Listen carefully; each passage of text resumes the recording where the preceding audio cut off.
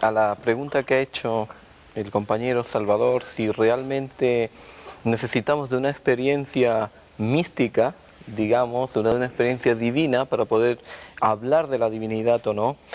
Yo creo que cuando, por ejemplo, en el judaísmo se dice que el hombre fue creado a imagen y semejanza de Dios, es porque el hombre porta esa divinidad dentro de sí. El hecho, como decía Pascal, el hecho de que el hombre pueda concebir el infinito es porque está por encima de lo infinito. El hecho de que yo tenga un deseo de verdad, un deseo de ética, un deseo de justicia, que no dependen de mi libertad de elección. Mi libertad de elección lo que viene es a ordenar a qué deseo yo doy prioridad, pero el deseo está antes que el intelecto.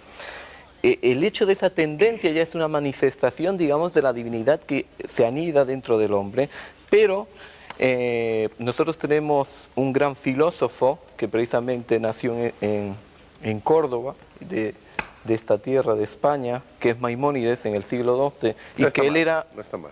un filósofo racionalista pleno, y él intenta romper un poco el dogma del que se habló anteriormente y se preguntaba si la religión es dogmática o no es dogmática. Entonces él decía lo siguiente, el judaísmo se apoya también, aquí el representante del Islam lo ha dicho claramente, se apoya en el hecho de la revelación. Para el judaísmo la gran fuerza no es el hecho de que mi mente concibe que puede haber un creador, sino es el hecho de que todo el pueblo judío, 2.400.000 personas, porque se hablan de 600.000 personas, pero de 20 a 60 años, pero no se habla de mujeres, niños, y el hecho de que todo el pueblo haya llegado a una visión, como dice Moisés, vosotros habéis visto o habéis oído, ¿qué quiere decir? Que oían las voces, quiere decir que salieron, entraron ya en otra dimensión diferente. El hecho de esta experiencia de todo un pueblo, de una revelación colectiva, no se está hablando ya a un nivel individual, sino de una revelación colectiva, ya esto me viene a dejar un testimonio histórico, y eso lo resumió muy bien Reviuda Levi en su libro El Kuzari.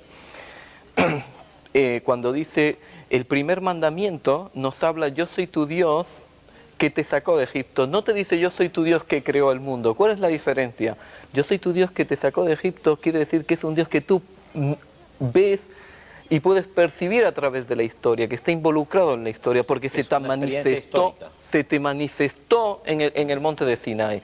Y por tanto, yo no hace falta que esté en Nueva York para saber que existe Nueva York, volviendo a Nueva York. Pero no hace falta que esté, Sofisma, es decir... es un argumento totalmente desechable. Es un sofisma de primer curso de lógica. No, yo estoy hablando la teoría de Maimónides, y yo creo que... Sí, bueno, pero el hecho de que el ejemplo que has puesto, francamente... No, te quiero decir que para un testimonio, para un juez es bastante, él no ve el incidente, si hay un crimen determinado, él no ve quién mató, y él se fía en el testimonio para acusar o defender a una persona, que es todavía mucho más grave. Estamos hablando de una vida humana y se juzga bajo un testimonio. Ahora, que si existe dentro del judaísmo, quiere decir que el testimonio tiene una fuerza de un 100% cuando es real, y cuando estamos hablando de una revelación colectiva. Todo el discurso y el mito del Éxodo, que se escribió, como tú sabes, no cuando nos dice el judaísmo normativo, porque el Pentateuco es una obra muy tardía, como tú sabes mucho mejor que yo, o es que tú eres tan ortodoxo que te crees que el Pentateuco deriva de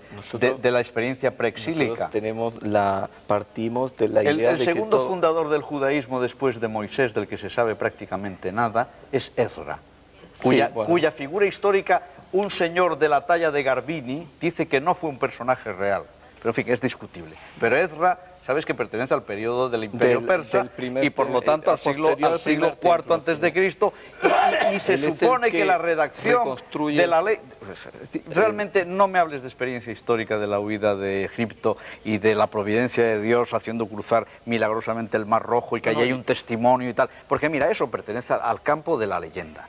Y eso no tiene ningún carácter testimonial. Entonces yo también puedo decir que Alejandro Magno pertenece al campo de la leyenda. De lo que se dice de Alejandro Magno y no Napoleón es también pertenece al campo de la leyenda. Ya menos porque hay fuentes mucho más escritas. Si ponemos, hay fuentes más escritas de Napoleón. La historia la interpretamos como leyenda, yo puedo interpretar cualquier... La historia hay que pasarla por el tamiz. Incluso la historia de hace 10 años hay que pasarla por el tamiz. No te quiero decir yo la historia milenaria. poco de seriedad. Hay un mecanismo de transmisión interior Mecanismo de de un la fe, mensaje. el mecanismo de la fe. No, el mecanismo de no, la fe porque- y nada más que el mecanismo de la fe. Yo- Es una no experiencia, solamente- como me parece que Salvador quería yo apuntar. pienso Eso no es que una sí, experiencia claro, personal. que si la- Eso es un argumento transmitido con carácter de autoridad. Claro.